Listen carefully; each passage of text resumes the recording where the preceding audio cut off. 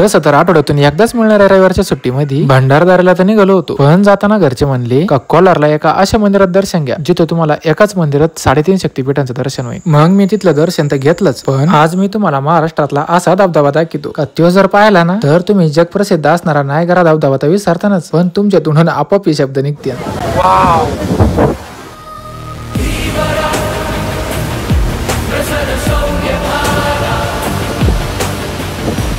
तर रामकृष्ण हरी मंडळी, इथून पुढे व्हिडिओ पाहताना फोन फक्त असा आडवा करा। तर विषय असा झालता, मित्रासारखा भाऊ असणाऱ्या मावस भाऊ गौरव सोबत मी आणि मामाची जोडी निघालो होतो भंडारदऱ्याला। पण घरचे म्हणे का आपल्या राहुरीतल्याच कोलार मध्ये भगवती मातेच्या मंदिराचं दर्शन घ्या, कारण ते पण मंदिर काहीतरी विशेषाची, कारण इथं एकाच मंदिरात महाराष्ट्रातल्या 3.5 शक्तिपीठांमध्ये असणाऱ्या देवी मातांच्या स्वयंभू मूर्तीचं एकाच वेळी दर्शन होतं। आणि मातेचं मंदिर म्हणल्यावर आमच्या संस्कारी मॅडमला बाकीचं पुढचं काही सांगावं लागत नाही, तिने या आजींकडून आईचं ओटी भरण्याचं सामान घेतलं आणि मग आम्ही आलो मंदिरात। आणि मंदिरात आल्यावर आणखी एक विशेष होता, तो इथला पंखा अख्ख्या गावामध्ये जरी एक बसवला ना तरी भागून जाईल।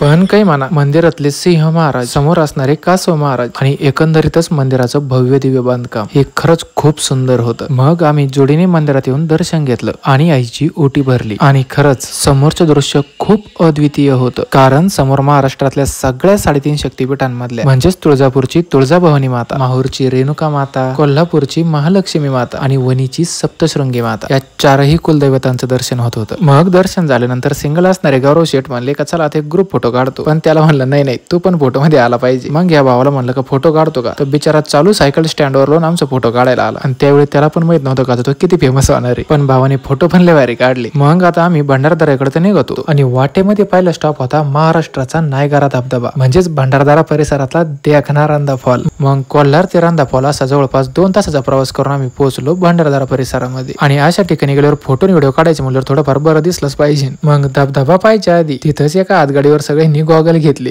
सगळ्यांनी 100 रुपये चष्मे घेतलेले, पण ऍक्शन अशी करून राहिले दास काय रेबनचे घेतलेले 1000 रुपयाचे।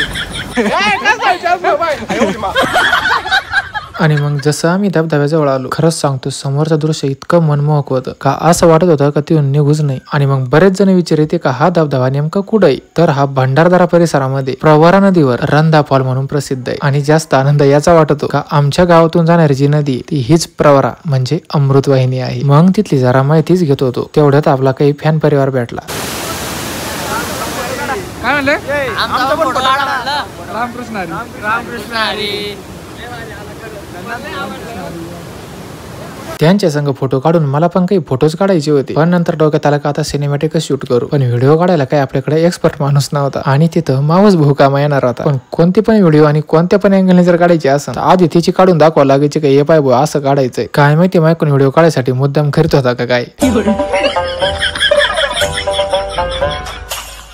पण काही म्हणा, फायनल सिनेमॅटिक शूट लय भारी आलं आणि ते आपण व्हिडिओच्या शेवटी तर पाहणारच आहे। पण पुढच्या ब्लॉग मध्ये आपण भंडारदरा परिसरातल्या एका सुंदर अशा निसर्गरम्य कॅम्पिंग मध्ये मुक्कामाला जाणार आहे, तेव्हा पुढचा ब्लॉग पाहायसाठी काय करायचं हे तुम्हाला चांगलंच माहिती। तोपर्यंत